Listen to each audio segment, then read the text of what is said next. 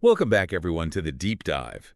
We like to get into the really interesting stuff, and this time we're diving into The Coming Wave Oh yeah, this one's going to be a good one. by Mustafa Suleyman, That's right. co-founder of DeepMind, and he lays out some pretty wild scenarios about the future of technology. It is a fascinating deep dive we're going to be taking. And it's Hmm. not just about AI, even though obviously that's a huge part of it. But Silliman goes way beyond that, into synthetic biology, Yeah. robotics, Yeah. quantum computing.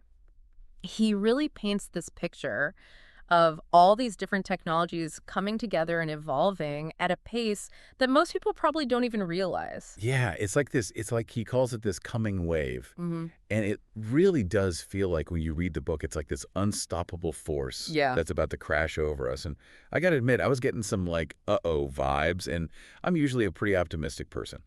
Well, it's interesting because he lays out this central problem that he calls the containment problem, which is basically like, how do we control these insanely powerful technologies that are emerging? I mean, think about AI that can potentially outthink humans, Right. or gene editing that could rewrite the code of life. Like, can we actually put the brakes on if things start going in a direction we don't want? That's what makes this wave so different from anything we've seen before, right? I mean, like past technological revolutions like the printing press, the steam engine, even the internet, those all had massive impact. Huge. But they happened over a longer period of time. They did, yeah. So societies could kind of like adjust, but this time it feels like everything's moving so fast. Yeah, he actually brings up Moore's law. Oh, yeah. You know that thing about computing power doubling every 2 years? So that means in the next decade, we could be looking at like 100-fold increase Right. in computing power, just to put that in perspective. And that's just one piece of the puzzle, right? We've got all these other technologies evolving alongside that. One of the things that like just completely blew my mind was the idea of DNA as information. I mean, I knew about the Human Genome Project and all that, but Suleiman takes it to a whole other level. He's saying we can now read and write Yeah. and even print DNA. It's crazy, right? It's like we're learning to speak the language of life itself.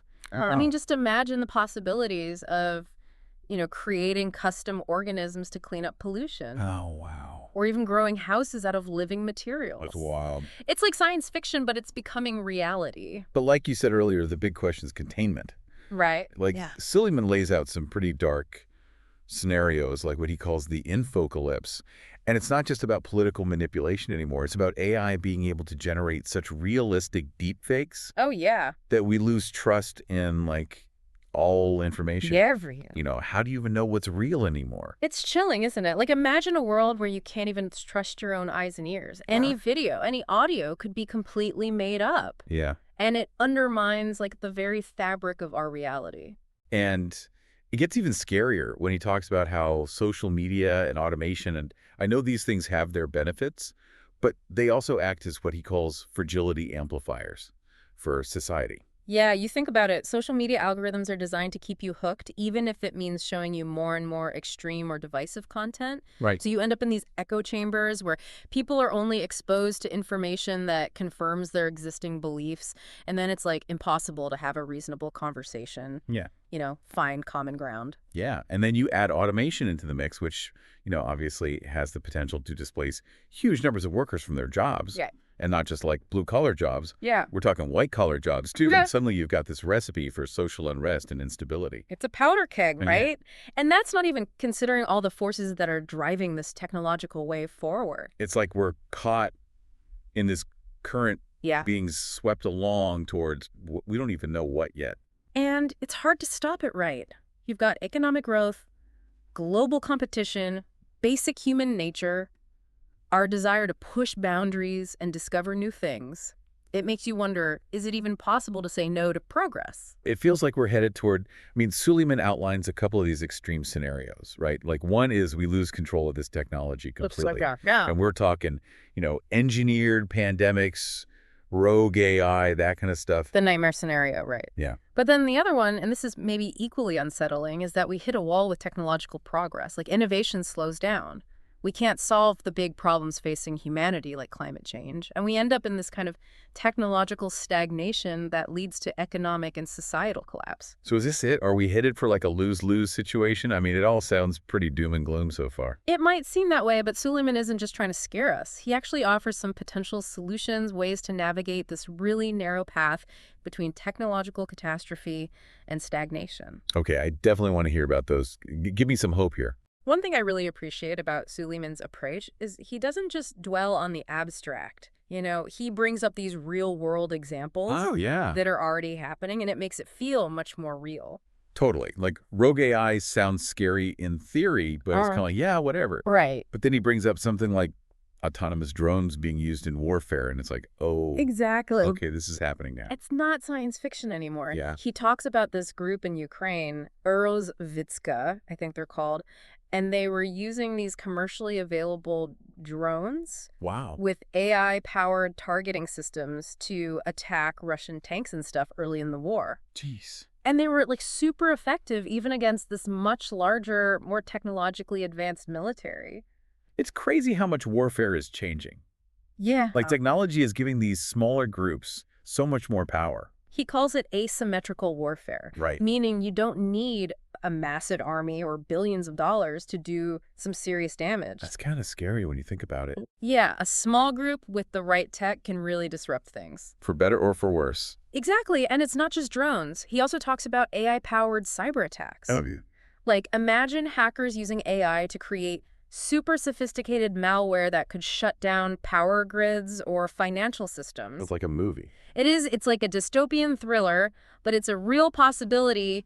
Cybersecurity experts are really worried about this. Yeah, these systems are already vulnerable. They are, and as AI gets more powerful, it's only going to get worse. And it's not just nation states we're talking about, right? Right. It could be anyone, non-state actors, criminal organizations, individuals. That's disturbing. It is. And then there's the whole area of synthetic biology, which opens up a whole other can of worms. Yeah, he tells that story about the accidental anthrax leak in Russia.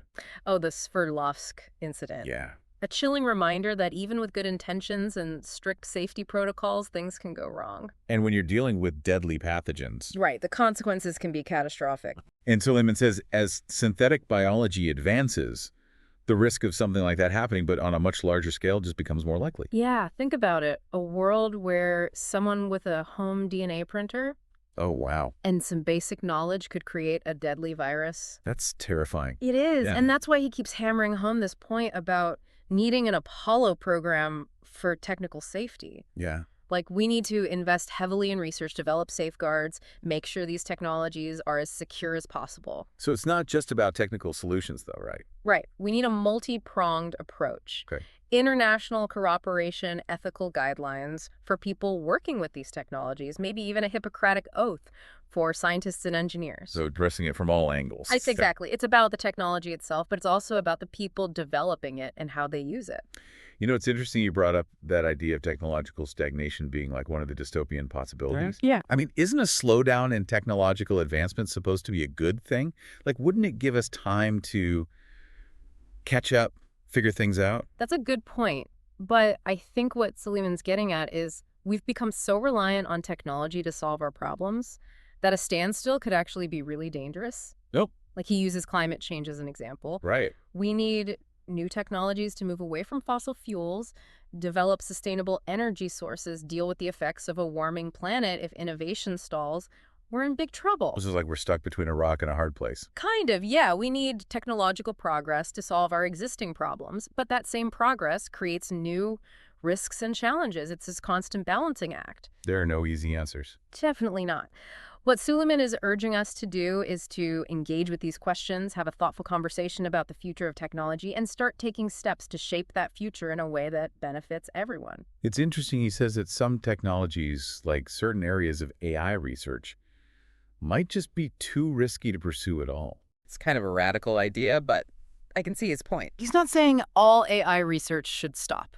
Right. But he does think we need to be incredibly careful about developing certain capabilities, particularly those that could lead to what he calls uncontained AI. He uses the word prophylactic Oh, yeah. to describe the approach he's advocating. Like, instead of waiting for something bad to happen and then trying to clean up the mess, we need to take preventative measures. Right, like using sandboxes and secure simulations to test and develop AI systems in controlled environments so we can identify potential risks before they're released into the world. Kind of like running a simulation before you deploy a new software update, make sure it's not going to crash the whole system. Exactly. He also makes the point that we need to be thinking about the long-term implications of these technologies, not just the short-term gains. Right. He talks about how even technologies that seem beneficial can have unintended consequences that play out over decades or even centuries. Yeah, like social media. Right, when it first emerged, it was hailed as this tool for democracy, connecting people, giving a voice to the voiceless. Right. But over time, it became clear that it could also be used for spreading misinformation, amplifying hate speech, manipulating public opinion. It's a good reminder that technology isn't inherently good or bad. It's how we use it that matters. Absolutely. And as we move into this new era of increasingly powerful technologies, it's more important than ever to be aware of those dynamics, be critical of the narratives we're being sold, and demand solutions that prioritize the well-being of everyone. It's a lot to think about. It is, and we've only scratched the surface of all the ideas in this book, but one thing's for sure, this isn't just a conversation for tech experts or policymakers. This is a conversation we all need to be having. I completely agree. This is about the future of our world, the kind of society we want to live in, and that future is being shaped right now by the choices we make, the technologies we develop, the conversations we have. Yeah. I think it's time to take a breath and move on to the final part of our deep dive. When we come back, we'll explore some of the potential solutions Suleyman proposes for navigating this complex and, at times, terrifying technological landscape. Stick with us. Okay, so we're back. And the big question is, what do we actually do about this coming wave of technology? I mean, we've talked about all the crazy advancements, the scary risks, the need for containment. So what are some of the solutions that Suleyman is proposing? Because at this point, I need a little bit of optimism. Well, he's definitely realistic about it. You know, he doesn't offer any like magic wand solutions, Right. but he does lay out this framework. He calls it the containment imperative, Okay. which basically involves a whole toolkit of strategies, you know, both technical and societal, to help us manage these risks. So it's not about just like shutting down all AI research or banning synthetic biology outright. No, he actually believes in the potential of these technologies to do good. Okay. He just stresses that we need to proceed carefully and thoughtfully, you know, aware of the potential downsides. He compares it to nuclear power. Incredibly powerful, can be used for good or evil. Right. Which is why we have all these regulations and safeguards to prevent misuse. That's a good point. So how do we apply that kind of thinking to AI, synthetic biology, all these other fields that are developing so rapidly? One of his key proposals is this idea of an Apollo program for technical safety. Okay, you mentioned that before, but like, what would that actually look like? What kind of tools are we talking about? So he talks about things like sandboxing AI systems, so basically creating these controlled environments Right. where they can be tested and developed without posing a risk to the real world. Okay. He also emphasizes developing better methods for detecting and preventing the spread of, you know, bioengineered pathogens. Right. And creating systems for monitoring and auditing the use of these powerful technologies. So it's about building safety in from the beginning, making sure that containment is like a core part of the development process, not something we try to tack on later when it might be too late. Exactly. And it's not just about technology itself. Right. He also stresses international cooperation. Of course. These are global challenges. They can't be solved by individual nations acting alone. You know, we need treaties, agreements, shared standards to ensure everyone is playing by the same rules. Yeah. It's like how we have international agreements to prevent the proliferation of nuclear weapons. Right. We need that same level of cooperation when it comes to these new technologies. Exactly. The stakes are just as high, maybe even higher. Yeah. He also talks about this idea of developing a new kind of ethics for technologists. Right, like a Hippocratic oath. Exactly, reminding scientists and engineers that they have a responsibility to consider the ethical implications of their work. Right, not just the technical possibilities. Right, but do you think that would actually make a difference? I mean, Silicon Valley isn't exactly known for its ethical restraint. Yeah, that's a good point.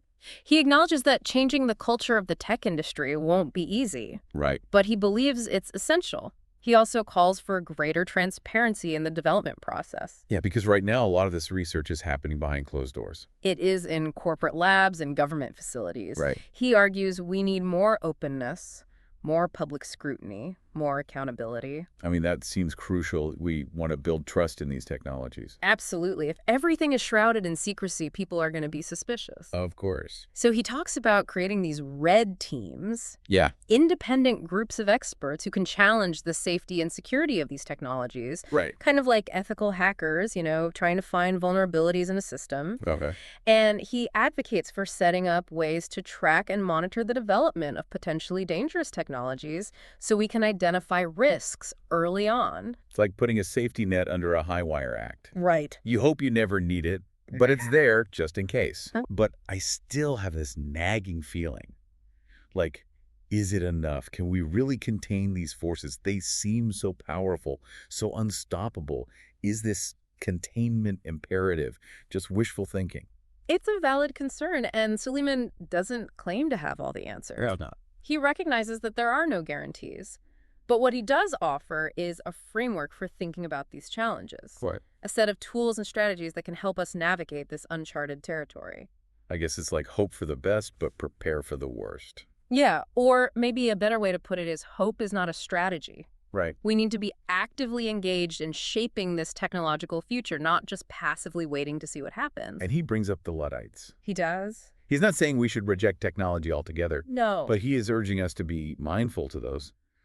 Consider the unintended consequences. Make sure that technology serves humanity, not the other way around. Exact. That's a good point. Yeah. I mean, we have choices to make, right, both individually and collectively. We do. We're not just passengers on this technological roller coaster. We can grab the wheel. We can steer towards a future that works for everyone. That's the goal, right? So what can the average person, do you know someone who's not a scientist or a policymaker to help shape this future? Yeah, good question. Well, quite a lot, actually. I Yeah. mean, we can start by educating ourselves about these technologies, understanding both the potential benefits and the risks. It's like anything else, the more you know, the better equipped you are to make informed decisions. Exactly. We can also engage in conversations about the ethical implications of these technologies. Right. Talk to our friends and family, participate in public forums, make our voices heard. And support organizations that are working on developing safeguards, promoting responsible innovation, advocating for policies that prioritize human well-being. There are a lot of people out there fighting the good fight, and they need our support. It's all about taking action, not just sitting back and hoping for the best. Exactly. I think that this deep dive has really driven that point home. I think so, too. We're at a crossroads, and the choices we make now will have a huge impact on the future. This isn't just about the future of technology. It's about the future of our species, the kind of world we want to leave for future generations. It's a future we all have a stake in shaping. Well said. I think that's a perfect place to wrap up our deep dive into the coming wave. We've covered so much: the potential of these new technologies, the risks, the challenges of containment, the need for a new ethics for technologists, the importance of global cooperation. It's been quite a ride. It has, from, wow, that's amazing, to, oh no, that's terrifying. Yeah.